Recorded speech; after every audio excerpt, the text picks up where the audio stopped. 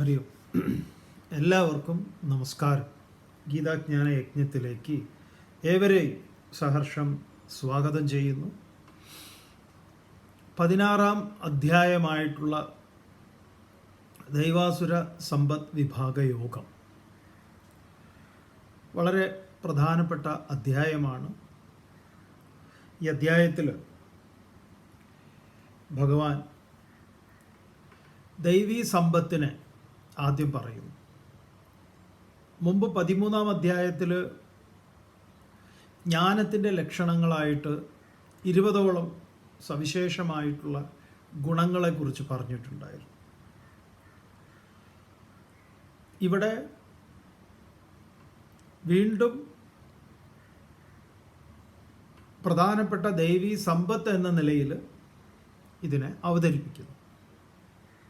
ഇപ്പോൾ ഇവിടെ ഉണ്ടായിട്ടുള്ള ഒരു മറ്റേത് 13-ാം അധ്യായത്തിലായി. 13-ാം അധ്യായത്തിൽ 20ഓളം ഗുണങ്ങളെക്കുറിച്ച് ഉണ്ടായിട്ടുണ്ട്.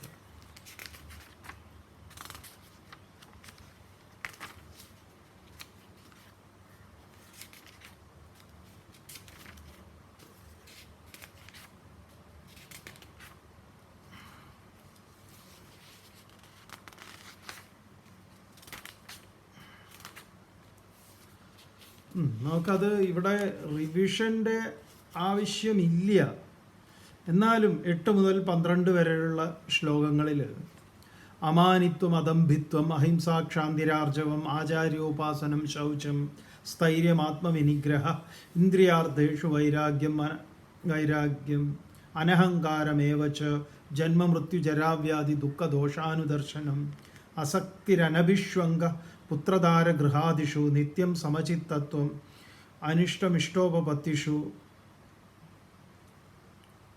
ഇഷ്ടാനിഷ്ടോപപത്തിഷു മൈചാനന്യയോഗേന ഭക്തിരവ്യഭിചാരിണി, വിവിക്തദേശസേവിത്വം, അരതിർജന സംസതി, അധ്യാത്മജ്ഞാന നിത്യത്വം, തത്വജ്ഞാനാർത്ഥദർശനം.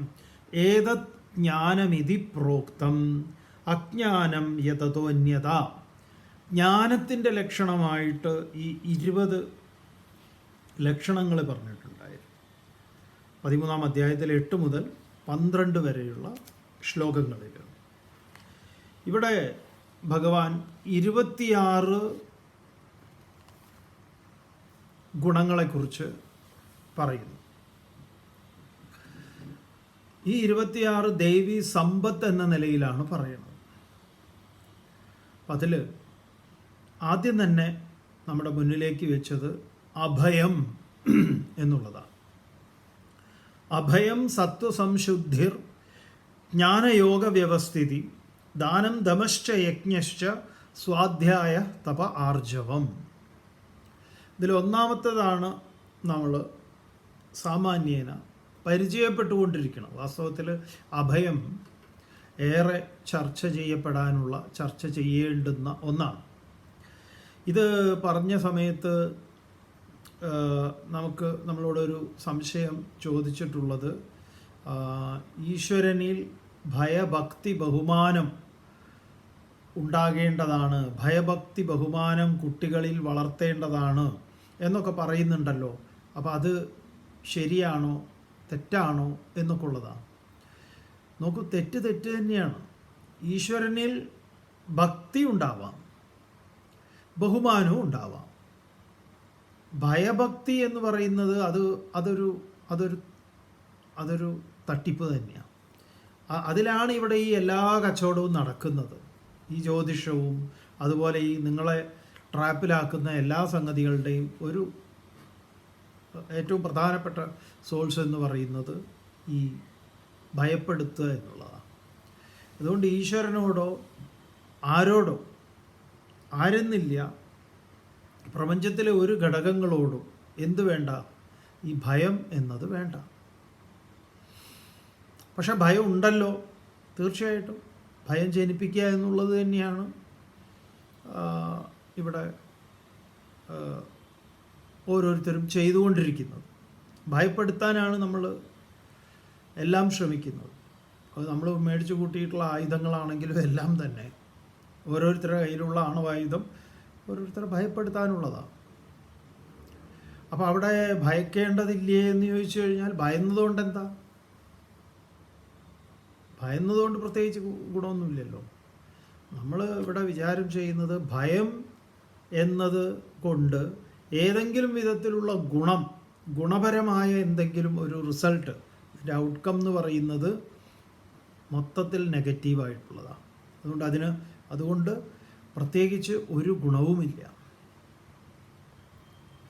ഭർതൃഹരി വളരെ മനോഹരമായിട്ട് ഈ ഭയം കുടിയിരിക്കുന്ന സങ്കേതങ്ങളെക്കുറിച്ച് അദ്ദേഹം പറയുന്നുണ്ട്.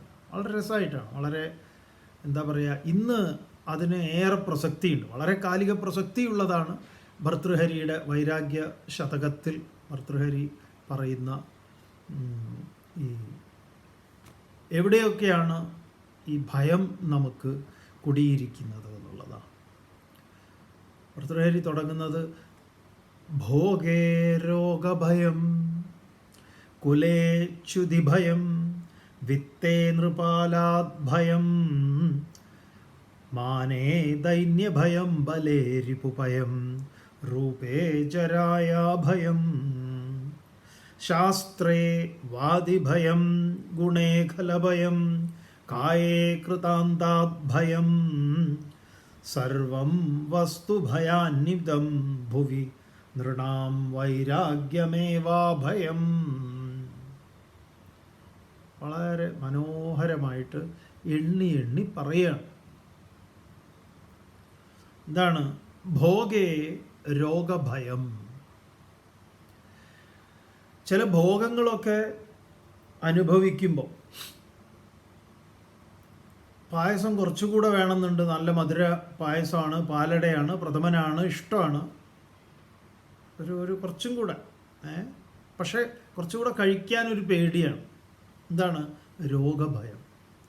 എല്ലാ ഭോഗങ്ങളിലും പതിയിരിക്കുന്ന രോഗത്തെക്കുറിച്ച് ഓർത്ത് ഭോഗങ്ങൾക്ക് സ്വയമേവ വിരാമം, വേറെ ഭയപ്പാടോടുകൂടി, ഭയം കൊണ്ട് എന്താ പറയുക, അങ്ങനെയൊരു ഭയമുണ്ട്. അപ്പോൾ ഭോഗേ രോഗഭയം, ഭോഗങ്ങളിൽ ഒളിഞ്ഞിരിക്കുന്ന രോഗം എന്ന ഭയം നമ്മളെ പിടികൂടിയിട്ടുണ്ട്. ഭോഗേ രോഗഭയം. കുലേ ച്യുതി ഭയം, തൻ്റെ കുലം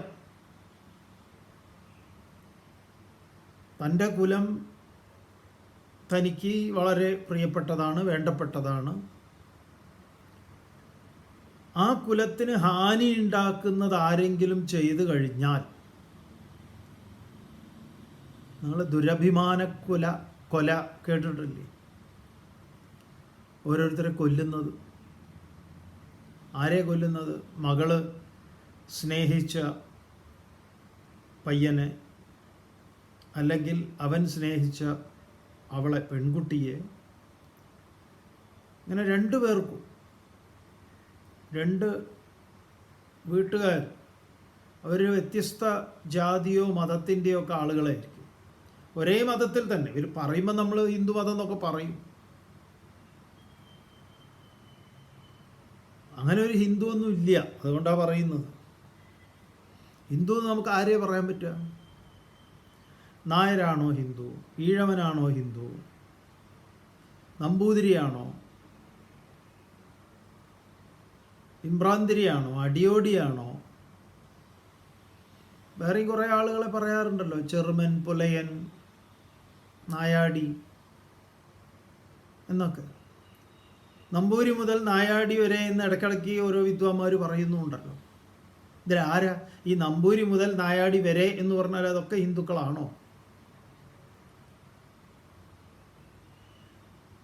അപ്പം ഈ നായാടിയുടെ മകളെയാണ് നമ്പൂരിയുടെ മകൻ പ്രേമിക്കുന്നത്. അങ്ങനെ ഒരു വിവാഹം കഴിക്കും എന്നറിയുമ്പം നമ്പൂരിക്ക് എന്തുണ്ടാവും? കുലേ ച്യുതിഭയം. അപ്പോൾ എൻ്റെ മക്കളൊക്കെ എൻ്റെ കുലത്തിൽപ്പെട്ടവരെയൊക്കെ വിവാഹം കഴിച്ച്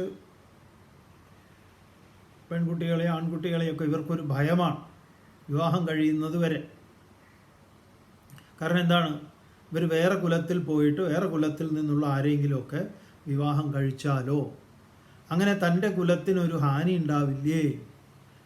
ധർമ്മേ നഷ്ടേ കുലം കൃഷ്ണ. കുലം നശിച്ചു കഴിഞ്ഞാൽ പിന്നെ എന്തു ചെയ്യും? സ്ത്രീഷു ദുഷ്ടാസു വാർഷ്ണേയ ജായതേ വർണ്ണസങ്കര സങ്കരോ നരകായൈവ കുലഘ്നാനാം പതന്തി പിതരോ ഹ്യേഷ ലുപ്തപിണ്ഡോതക ക്രിയാഹ. അർജുനൻ്റെ വേവലാതികളാണ്. മരിച്ചവർക്ക് പിണ്ടം കിട്ടൂല, കുലം നശിക്കും, സ്ത്രീകൾ ദുഷിക്കും. അപ്പോൾ ചിലർക്ക് ഈ ജാതിയിലും ഇതിലുമൊക്കെ ഭയങ്കരമാണ്. ടി വിയിലൊക്കെ ചില പരസ്യങ്ങൾ കാണാം, ചില ജാതിയുടെ മാട്രിമോണിയൊക്കെ പറഞ്ഞ് അഭിമാനത്തോടു കൂടിയിട്ട്. ഈ കാലത്ത്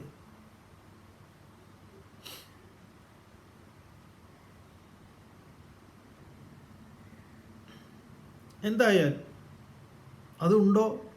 ഇവിടെ ഭർത്തൃകാരി പറയുന്നു, കുലേ ച്യുതിഭയം. കുലത്തിന് ഹാനി ഉണ്ടാവുമോ എന്നുള്ള ഭയം. അപ്പം ഭോഗേ രോഗഭയം, കുലേ ച്യുതിഭയം, വിത്തേ നൃപാലാത് ഭയം. വിത്തം കാശുണ്ട് എങ്കിൽ, നൃപാലാത് എന്ന് പറഞ്ഞാൽ രാജാക്കന്മാരുടെ എന്നാണ്. ഇവിടെ ഇപ്പോൾ കാലത്തിനനുസരിച്ച് മനസ്സിലാക്കുമ്പോൾ ED, IT, ഇൻകം ടാക്സ്, അതുപോലെ എൻഫോഴ്സ്മെൻറ്റ് ഡയറക്ടറേറ്റ് എന്നൊക്കെ പറഞ്ഞ് ഇവരെപ്പോഴാണ് വീട്ടിൽ കയറി വരിക, ഇവരെപ്പോഴാണ് കണക്കും കാര്യങ്ങളൊക്കെ ചോദിക്കുക, ഒരു ഭയം. കാരണം എന്താ? അല്ലറ ഇല്ലറ തട്ടിപ്പ് വെട്ടിപ്പൊക്കെ ഉണ്ട്. അതുകൊണ്ട് ഈ കാശ്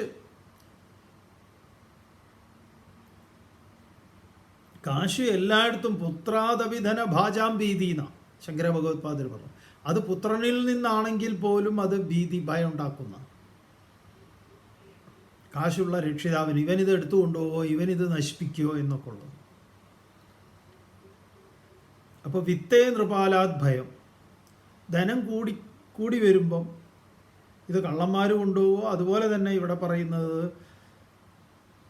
രാജാവിൻ്റെ ആളുകൾ എന്ന് പറഞ്ഞാൽ നമ്മുടെ ഈ പറഞ്ഞ എൻഫോഴ്സ്മെൻറ്റും ഇൻകം ടാക്സും ഈ ഡിപ്പാർട്ട്മെൻറ്റുകളൊക്കെയാണ്. ഇവരൊക്കെ വന്ന് ഇത് എടുത്തു കൊണ്ടുപോവുമോ, ഇതിന് ഹാനി ഉണ്ടാവുമോ എന്നുള്ള ഭയം. വിത്തേ നൃപാലാത് ഭയം. മാനേ ദൈന്യഭയം. എൻ്റെ മാനത്തിന്, അഭിമാനത്തിന് എന്തെങ്കിലും ദൈന്യം, ക്ഷീണം സംഭവിക്കുമോ? സോഷ്യൽ മീഡിയയിൽ കുറിച്ച് എന്നെക്കുറിച്ച് എന്തെങ്കിലും ആരെങ്കിലും പറയുമോ?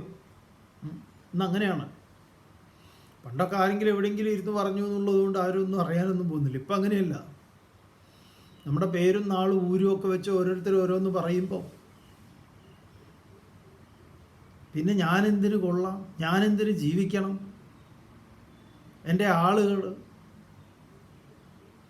എൻ്റെ ഭാര്യയും കുട്ടികളും ഒക്കെ, കുട്ടികളെങ്ങനെ സ്കൂളിൽ പോവും? അപ്പോൾ എൻ്റെ മാനത്തിന്, അഭിമാനത്തിന്, മാനത്തിന് ക്ഷതമേറ്റാൽ, മാനഹാനി ഉണ്ടായാൽ ആ മാനഹാനിക്ക് കേസ് കൊടുക്കും. അപ്പം മാനേ ദൈന്യഭയം. മാനത്തിന് ക്ഷയം സംഭവിക്കുമോ എന്ന ഭയം. ബലേ രിപുഭയം. ബലവാന് ശത്രുവിനോട് ഭയം. ശത്രു തൻ്റെ ബലത്തെ തീർക്കാൻ പോകുന്ന ബലവാനാണോ? ആർക്കാണ് ബലം? എനിക്കാണോ അവനാണോ എന്നുള്ള ഭയം. ബലേ രിപുഭയം. രൂപേ ജരായാബലം ഭയം. രൂപേ യുവത്വമാർന്ന യുവതിയായിട്ട് യുവത്വമാർന്ന് നിൽക്കുകയാണ്. അതാണ് ജരായ ഭയം. പിന്നെന്താണ്? തലമുടി നരയ്ക്കാൻ തുടങ്ങി, ശരീരത്തിലെ ത്വക്കിനൊക്കെ ചുളിവ് വരാൻ തുടങ്ങി. അപ്പോൾ വൃദ്ധാവസ്ഥയുടെ ലക്ഷണങ്ങളൊക്കെ ശരീരത്തിലേക്ക് വന്നു തുടങ്ങുമ്പം അയ്യോ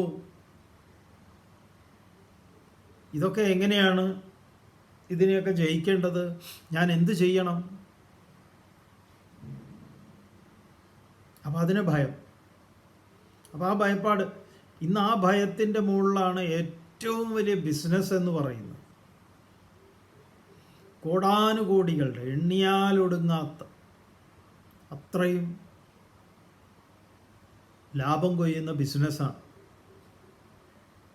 ഈ നമ്മുടെ ഈ പ്രോഡക്റ്റുകൾ, സൗന്ദര്യവർദ്ധക വസ്തുക്കൾ എന്ന പേരിൽ വിറ്റഴിക്കപ്പെടുന്ന എല്ലാ ഇടാകൂടങ്ങളും. ഇതെല്ലാം നമ്മൾ മേടിക്കുന്നത് എന്തിൻ്റെ പേരിലാണ്? രൂപേ ജരായ ഭയം. നമ്മുടെ രൂപത്തിന് മാറ്റം വന്നു പോവോ എന്നുള്ളത്. അതുകൊണ്ട് നമ്മുടെ രൂപം ശരിയാക്കാൻ വേണ്ടി നമ്മൾ ഓരോന്ന് ചെയ്യുന്നു. തലമുടിയില്ലാത്തവൻ തലമുടി വയ്ക്കുന്നു. അങ്ങനെ അവസാനം തലമുടിയില്ല, തലയില്ല, ആളെ തട്ടിപ്പോയി. ബാക്കിയുള്ളവരിപ്പോൾ അങ്ങനെ ICUവിലൊക്കെ കിടക്കുന്നു. ചിലരൊക്കെ ഒരു ഉത്തരവാദിത്വം ഇല്ലാതെ എന്തെങ്കിലുമൊക്കെ പരസ്യം കണ്ടു കേട്ടു കഴിഞ്ഞു അവിടെ കൊണ്ടുപോയി തല വെച്ച് കൊടുക്കുക.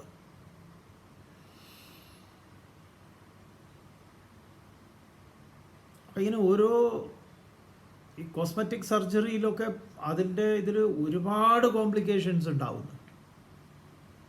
അതുകൊണ്ട് നമ്മൾ പണ്ട് പറയാറില്ലേ, ഒരു പ്രയോഗം തന്നെ ഉണ്ടല്ലോ, വെളുക്കാൻ തേച്ചത് പാണ്ടായി എന്ന് പറയും. അങ്ങനത്തെ അവസ്ഥ. എന്താണ്? രൂപേ ജരായ ഭയം.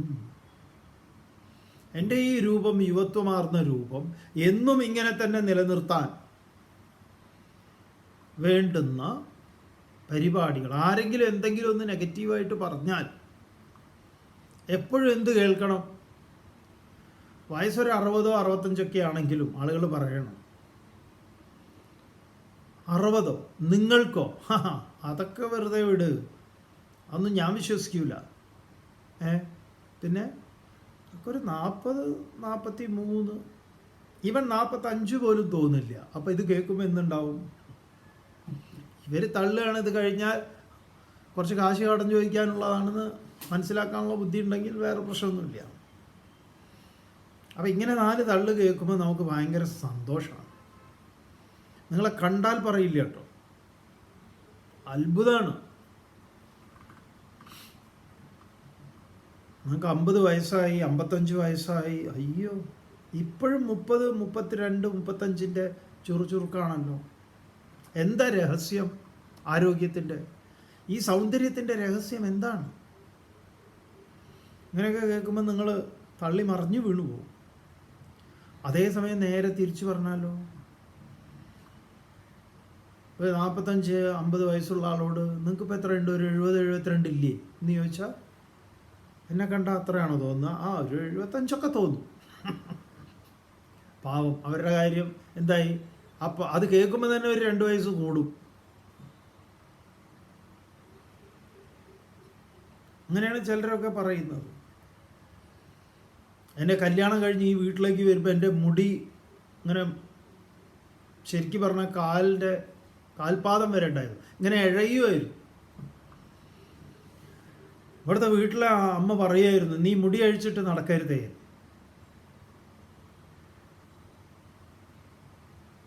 അമ്മ അങ്ങനെ പറയും, ചൂലൊന്നും വേണ്ട, ഇവളുടെ മുടി മതി, ഇങ്ങനെ ഇവള് നടന്നാൽ മതി, ഒക്കെ പൊടിയൊക്കെ അങ്ങനെ പോകുന്നു.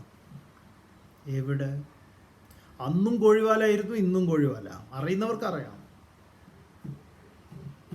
ഒരുപാട് പേര് ഇത് പറയുന്നത് നമ്മൾ കേൾക്കാറുണ്ട്. അന്ന് എനിക്ക് നല്ല മുടിയായിരുന്നു, അങ്ങനെ കൊല പോലെയുള്ള മുടി. ഇതെല്ലാം ഈ പൈപ്പ് വെള്ളത്തിൽ കുളിച്ച് ഇങ്ങനെയായിപ്പോയി. അതുകൊണ്ട് ഞാൻ തലയിൽ മിനറൽ വാട്ടറേ ഒഴിക്കാറ്. കിണർ വെള്ളം ഞാൻ വേറെ തന്നെ എടുത്തു കൊണ്ടുവന്ന് തലയിൽ ഒഴിക്കും. കാരണം എന്താണ്? ഈ ക്ലോറിനുള്ള വെള്ളമൊക്കെ ഒഴിച്ചാൽ എൻ്റെ തലമുടി കൊഴിയും. അപ്പം തന്നെ ഒന്നുമില്ല, എന്നാലും സമാധാനം. എന്താ, ഒരു ഭയമുണ്ട്, വെള്ളത്തിനെ കുറിച്ചൊരു ഭയം. ഇതാണ് രൂപേ ജരായ ഭയം. രൂപത്തിന് എന്തെങ്കിലുമൊക്കെ വന്നു പോവോ, ജര വന്നു പോവോ എന്നുള്ള ഭയം. ശാസ്ത്രേവാദിഭയം. ശാസ്ത്രേവാദിഭയം വക്കീൽമാർക്കും എല്ലാ നമ്മളെ പോലുള്ളവർക്കും ഒക്കെ ഉണ്ടാവാം. കോടതിയിൽ ഇത് നടക്കുമ്പോൾ മറ്റേയാൾ എന്നേക്കാൾ വലിയ പോയിൻ്റൊക്കെ വെച്ച് തോൽപ്പിക്കുകയോ പരസ്പരം പ്രതിവാദം നടക്കുമ്പോൾ ചെറിയൊരു ഭയപ്പാട്, അയാളുടെ ആ കോട്ടും വിറപ്പിക്കലും 4 ഇംഗ്ലീഷും ഒക്കെ കേൾക്കുമ്പോൾ ഇവനെ പേടിപ്പിക്കാൻ വേണ്ടിയിട്ടാണ് ഇതൊക്കെ. കാര്യമൊന്നും ഉണ്ടാവില്ല. എല്ലാം വാട്സാപ്പ് യൂണിവേഴ്സിറ്റി വഴിയായിരിക്കും വന്നത്.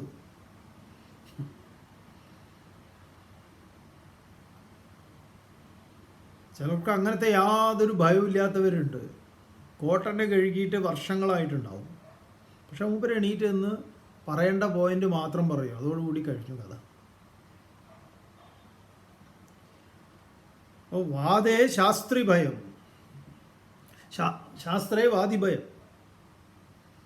ഇങ്ങനെയുള്ളവർക്ക്, ആ ഒരു ഫീൽഡിലുള്ളവർക്ക്, ഇനി അടുത്ത ആൾ എന്നെ വാദം കൊണ്ട് തോൽപ്പിക്കുകയോ ഡിബേറ്റൊക്കെ വയ്ക്കുമ്പോൾ അങ്ങനെയാണല്ലോ. അപ്പോഴാണ് ഈ വാദമൊന്നും ഇല്ലാതെ, കാര്യം പറയാനൊന്നും ഇല്ലാത്തപ്പോൾ വേറെ ഓരോ തോന്നിയാസങ്ങൾ പറയുക. ഒരു കാര്യത്തെക്കുറിച്ചൊന്നും പറയാനില്ല, അപ്പോൾ പിന്നെ വേറെ ഓരോന്ന് പറയും. നമ്മളിത് കുറേ അനുഭവിച്ചിട്ടുള്ളതാണ് പല ചർച്ചകളിൽ. അതുകൊണ്ട് ചർച്ചയൊക്കെ നിർത്തി. ചർച്ചകളിലൊക്കെ പോയാൽ അതിനെക്കുറിച്ചല്ല പറയുക. എന്തെങ്കിലും കാര്യത്തിലായിരിക്കും ഒരു ചർച്ച, അതിനെക്കുറിച്ചായിരിക്കില്ല, വേറെ ഓരോന്ന് പറയാം. നമ്മളെ വഴിതെറ്റിക്കുക. ഇവരങ്ങനെ പഠിച്ചിട്ടുണ്ട്. ഗതി മാറ്റുക ചർച്ചയെ. അപ്പം അതൊക്കെ ആർക്കുള്ള ഭയമാണ് എന്ന് ചോദിച്ചു കഴിഞ്ഞാൽ, തൻ്റെ ഉള്ളിൽ സ്റ്റെപ്പൊന്നും ഇല്ല എങ്കിൽ അങ്ങനെ ഉണ്ടാവും. മറ്റേത് നമുക്കറിയാത്തൊരു വിഷയമാണ്. ഇതിൽ തന്നെ ഇപ്പോൾ വേദാന്തോ ഏത് പ്രൊഫഷനാണോ നിങ്ങൾ കൈകാര്യം ചെയ്യുക, അതിൽ നിങ്ങൾക്ക് അറിയാത്തൊരു കാര്യമാണ്. നിങ്ങളെന്തെങ്കിലും ഭയക്കുന്നത് അറിയില്ല, അത് നോക്കണം. സംശയമാണ്, എനിക്ക് അതിനെക്കുറിച്ച് അറിയില്ല, നോക്കിയിട്ട് വേണമെങ്കിൽ പറയാം. അതല്ലേ, അറിയാത്തത് അറിയില്ല എന്ന് പറയാനാണ് ഒരു ധൈര്യം വേണ്ടത്. അതാണ് വേണ്ടത് നമുക്ക്. അപ്പോൾ എന്നെക്കുറിച്ച് മറ്റുള്ളവരെന്ത് കരുതും? എനിക്കിതൊന്നും അറിയില്ല, ചേട്ടന് ഇതിനെക്കുറിച്ച് വലിയ പിടിപാടൊന്നുമില്ല അല്ലേ എന്ന് ആരും ചോദിച്ചതുപോലെ. അതിൻ്റെ ആവശ്യമില്ല. നമുക്കറിയാത്ത കാര്യം അറിയില്ല എന്ന് പറയാൻ നമുക്കറിയണം. അതാണ് ഏറ്റവും പ്രധാനം. എന്തായാലും ശാസ്ത്രയെ വാദിഭയം. അങ്ങനെയുള്ളവർക്ക്, അതേ പ്രൊഫഷനിൽ നിൽക്കുന്നവർക്ക് തന്നേക്കാൾ കേമനാണോ മറ്റുള്ളവൻ എന്നൊരു ഭയം. ശാസ്ത്രേവാദിഭയം. ഗുണേ ഖലഭയം. ഗുണേ ഖലഭയം അല്ല, വളരെ ഇൻട്രസ്റ്റിംഗ് ആയിട്ടുള്ള ഒന്നാണത്. ഗുണേ എന്ന് പറഞ്ഞാൽ ഒരു ശ്രേഷ്ഠമായ അവസ്ഥ കൈവരിച്ച ആൾക്ക് തൻ്റെ ഈ അവസ്ഥയൊക്കെ മറ്റുള്ളവൻ ഏതെങ്കിലുമൊക്കെ വിധത്തിൽ അവമാനിക്കുക, പരിഹസിക്കുക, പൊതുജന മധ്യത്തിൽ തന്നെ താറടിച്ച് കാണിക്കുക, ഇങ്ങനെയൊക്കെ ഉണ്ടാവുമോ? അത് ചിലപ്പോൾ ദുർഗുണികളായിരിക്കാം. അവരെന്തെങ്കിലുമൊക്കെ പറഞ്ഞു കഴിഞ്ഞാൽ അവരെന്തെങ്കിലുമൊക്കെ പറയുമോ എന്നുള്ളൊരു പേടി. കാരണം ഇവനീ കിട്ടിയ അംഗീകാരം തന്നെ അർഹതയില്ലാത്തതാണ്. അങ്ങനെയാകുമ്പോൾ പിന്നെ പറയുകയും വേണ്ട. അപ്പോൾ ഗുണേ ഖലഭയം, മറ്റുള്ളവർ കൽപ്പിച്ച ഗുണങ്ങളാണ്. ഇവന് സ്വയമേവ അതുണ്ടെങ്കിൽ ഇവൻ ഭയക്കേണ്ടതില്ല. അങ്ങനെ മറ്റുള്ള ആളുകളെ വാക്കുകൾ തനിക്കെതിരായി വരുമോ എന്നൊരു ഭയം. കായേ കൃതാന്താത് ഭയം. ശരീരമുള്ളവന് മൃത്യുവിൻ്റെ, കാലൻ്റെ ഭയം. മരണദേവൻ വരുമല്ലോ, എന്നിട്ട് എന്നെ കൊണ്ടുപോകുമല്ലോ. ഇവൻ എപ്പോഴാണ് വരുന്നത്? വല്ല ഗ്യാസിൻ്റെ ഒരു പെയിന് വന്നു കഴിഞ്ഞാൽ അയ്യോ ഹാർട്ട് അറ്റാക്ക് ആണോ, തട്ടിപ്പോവോ എന്നൊക്കെ ഉള്ളൊരു ഭയം. അപ്പം കായേ, ശരീരമുണ്ട് എങ്കിൽ എന്താണ് കൃതാന്താത് ഭയം. സർവം വസ്തു ഭയാന്വിതം ഭുവി. ഈ ഭൂമിയിൽ സർവത്ര എല്ലായിടത്തും ഭയാന്വിതം, ഭയത്തോട് കൂടിയിട്ടാണ് ഇതെല്ലാം നിൽക്കുന്നത്. പക്ഷേ സർവം വസ്തു ഭയാന്വിതം ഭുവി നൃണാം വൈരാഗ്യമേവാഭയം. അവിടെ ഒരു അഭയമുണ്ട്. അതെന്താണ്?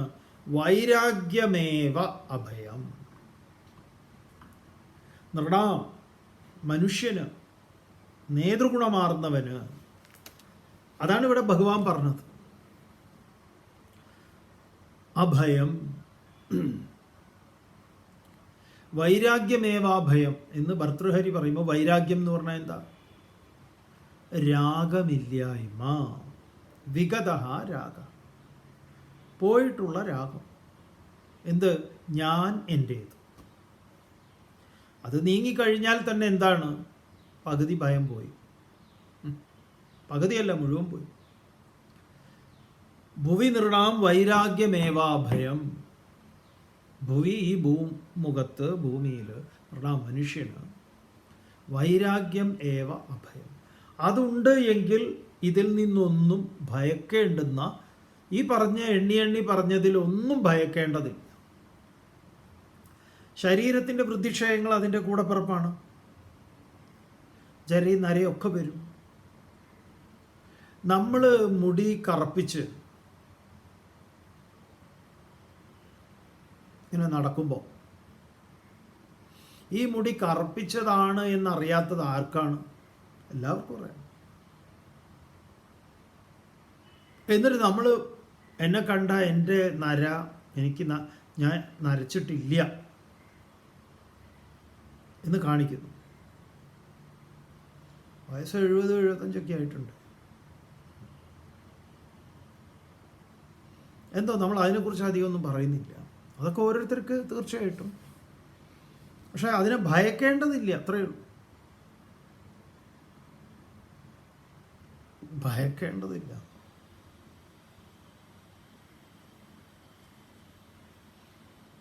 ഏതും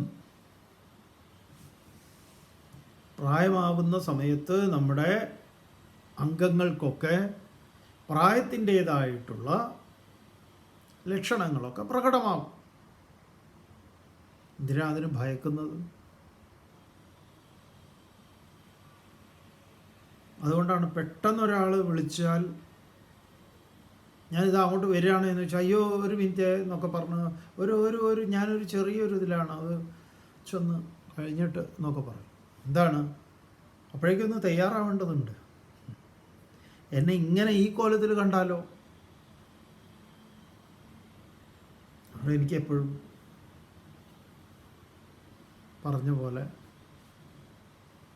ഒരു സെറ്റപ്പിൻ്റെ ആവശ്യം ഒന്നും ആവശ്യമില്ല. ഭുവി നൃണാം വൈരാഗ്യമേവാഭയം. ഇവിടെ ഭഗവാൻ പറയുന്നു അഭയം. ഒന്നിനെയും ഭയമില്ല എന്ന് പറഞ്ഞാൽ ഏതെങ്കിലും ഒരു ഗുണ്ടയെ പോലെയുള്ള ഒരു ഇടപാടാണോ എന്ന് ചോദിച്ചാൽ അങ്ങനെയല്ല. എനിക്ക് ആരെയും പേടിയില്ല. പോലീസ്, പട്ടാളം, ഇവിടുത്തെ നിയമം, നീതി, ഇതിലൊന്നും ഞാൻ പേടിക്കുന്നില്ല എന്ന് പറയുന്ന അവസ്ഥയല്ല. നമ്മൾക്കിതാണ്, ഇങ്ങനെ ഈ രണ്ട് എക്സ്ട്രീമേ അറിയുള്ളൂ. അപ്പോൾ ബാബ സുരേഷിന് പാമ്പിനെ പിടിക്കാൻ പേടിയില്ല.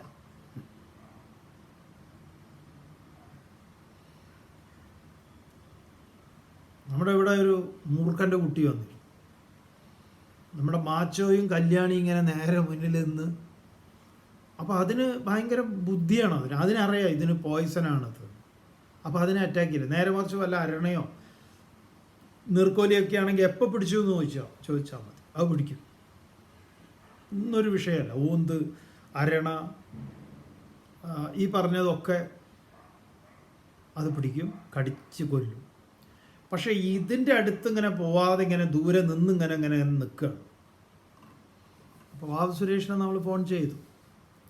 എന്നിട്ടിങ്ങനെ പൂച്ചകൾ ഇങ്ങനെ ഇതിനെ വട്ടം നിൽക്കുന്നുണ്ട് എന്ന് പറഞ്ഞു. അപ്പോൾ അദ്ദേഹം പറഞ്ഞു ഇല്ല, പൂച്ച അതിനെ അറ്റാക്ക് ചെയ്യാൻ ശ്രമിക്കില്ല, പൂച്ചയ്ക്ക് വിവരമുണ്ട് എന്ന് പറഞ്ഞു. പോവില്ല പറഞ്ഞു. അത് ധൈര്യമായിട്ടിരുന്നോളാൻ പറഞ്ഞ പോലെയാണ്. അത് ദൂരെ നിന്ന് ഇങ്ങനെ നോക്കുന്നേ ഉള്ളൂ, രണ്ടെണ്ണം രണ്ട് ഭാഗത്ത് നിന്നിട്ട്. അതോ അതിനനുസരിച്ച് ഇങ്ങനെ പത്തി വിടർത്തി ഇങ്ങനെ നിൽക്കുന്നുണ്ട്, ഇതിനെങ്ങനെ പേടിപ്പിച്ചിട്ട്. മൂപ്പര് വന്നിട്ട് അതിനെ തൂക്കിയെടുത്ത് കൊണ്ടുപോയി. അപ്പം അങ്ങോർക്ക് അതിനെ ഭയമില്ല എന്ന് പറയും. അതുപോലെയാണോ എന്ന് ചോദിച്ചാൽ അങ്ങനെയല്ല. ഈ അഭയം എന്ന് പറയുന്നത് നമ്മൾ ഏതിനെങ്കിലും ഒരു എതിരായി എടുക്കുന്ന ഒരു തീരുമാനത്തിൽ നിന്നുണ്ടാവുന്നതല്ല. ഇതൊരു വിശ്വപ്രേമത്തിൻ്റെയും കൂടെ ഭാഗമാണ്. ഞാൻ എന്തിനെ വെറുക്കണം, ഞാൻ എന്തിന് ഒന്നിനെ ഭയക്കണം? ഈ വെറുപ്പിലൊക്കെ ഭയമുണ്ട്.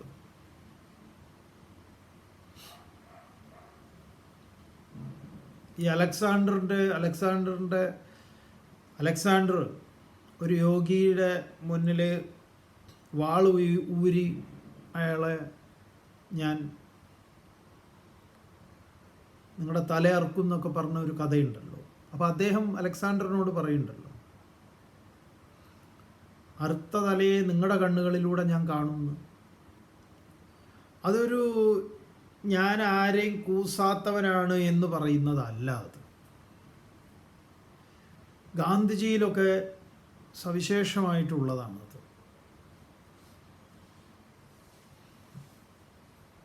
നമ്മളത് കൂസലില്ലായ്മ, ഈ ഭയമില്ലായ്മ എന്നതിന് നമ്മൾ നേരെ വിപരീതമായി കൂസലില്ലായ്മ, അയാൾക്കൊന്നിനെയും പേടിയില്ല, ഈശ്വരനെ പോലും പേടിയില്ല, അത് വിവരക്കേടാണ്. ഈ വിവരക്കേടാണ് അഭയം എന്ന് പറയരുത്. അത് മുന്നിലേക്ക് ഈ ഓരോ ഗുണങ്ങൾ, ഈ ദൈവീ സമ്പത്ത് നമ്മൾ പഠിക്കുന്ന സമയത്ത്, കൂടുതൽ മനസ്സിലാക്കുന്ന സമയത്ത് നമുക്ക് മനസ്സിലാവും എന്താണ് ഈ അഭയം എന്നത്. ഇതാണ് അഭയം. സത്വസംശുദ്ധി. സത്വസംശുദ്ധി നമ്മുടെ അന്ധക്കരണ ശുദ്ധി, മനഃശുദ്ധി തന്നെ.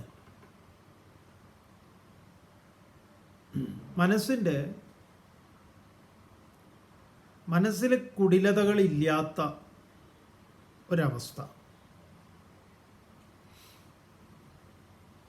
മനസ്സ് ശുദ്ധമായിരിക്കുക. നമ്മുടെ ചിന്തകളുടെ ശുദ്ധിയാണത്.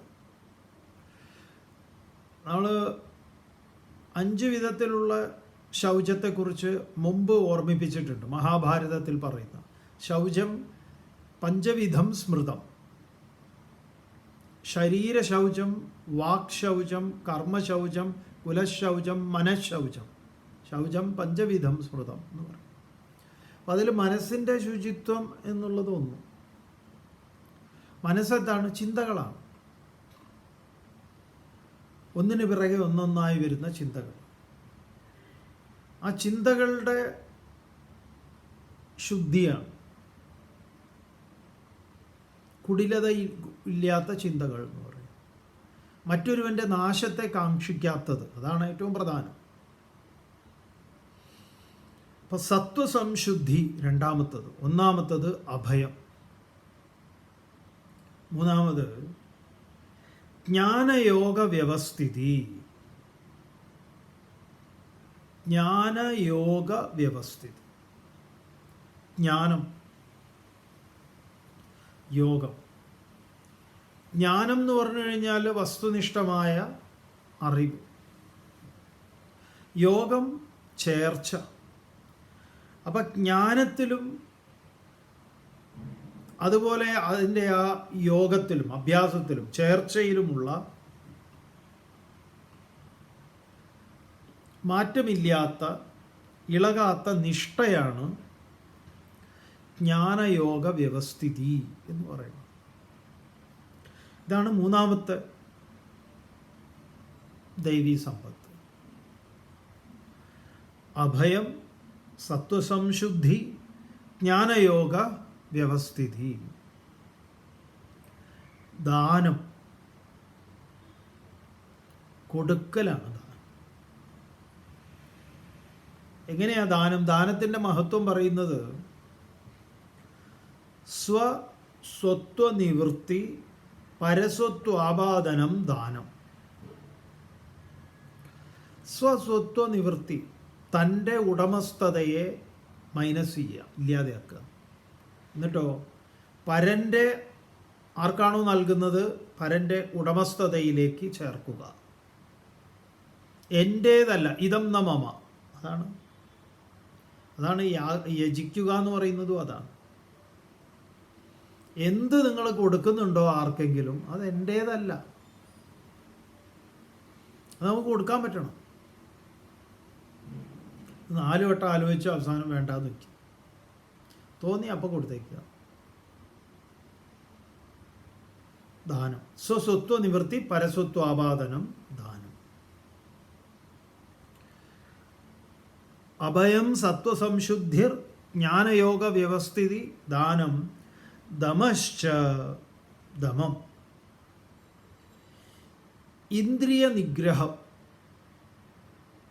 മനോനിഗ്രഹം, അതുപോലെ തന്നെ ഇന്ദ്രിയ നിഗ്രഹം. ബാഹ്യേന്ദ്രിയ നിഗ്രഹം, ബാഹ്യമായ ഇന്ദ്രിയങ്ങളെ നിയമനം ചെയ്യാനുള്ള സാമർഥ്യം. മറ്റേത് ശമം. ശമത്തിന് ഇവിടെ എന്താ പറഞ്ഞത്?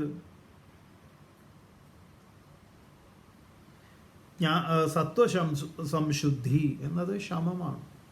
ഇവിടെ ദമം, ഇന്ദ്രിയ നിഗ്രഹം. ദാനം ദമശ്ച യജ്ഞശ്ച. യജ്ഞം എന്ന് പറയുന്നത് നിസ്വാർത്ഥമായ കൂട്ടായ്മയോട് കൂടിയിട്ടുള്ള യത്നമാണ് യജ്ഞം. അത് സമൂഹത്തിൻ്റെ ഉന്നമനത്തിന് വേണ്ടിയിട്ട് ചെയ്യുന്നതാണ്. നമ്മൾ ഈ വാക്ക് ആധുനിക ലോകത്തിൽ നമ്മൾ വ്യവഹാരത്തിൽ കാണാറുണ്ട്, കേൾക്കാറുണ്ട്, ഉപയോഗിക്കുന്നുണ്ട് പലരും. പോളിയോ നിർമ്മാർജ്ജന യജ്ഞം.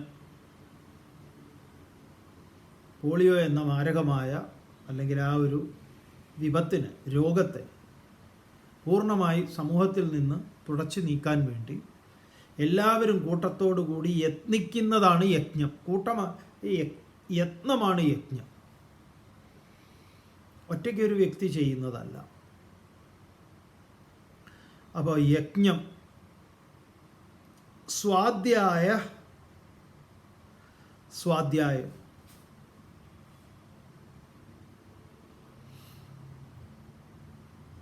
അധ്യയനം, പഠിച്ചതിൻ്റെയൊക്കെ ആവർത്തിച്ചുള്ള വീണ്ടും വീണ്ടുമുള്ള പരിശീലനം. ഇതൊരു സ്വാധ്യായമാണ്.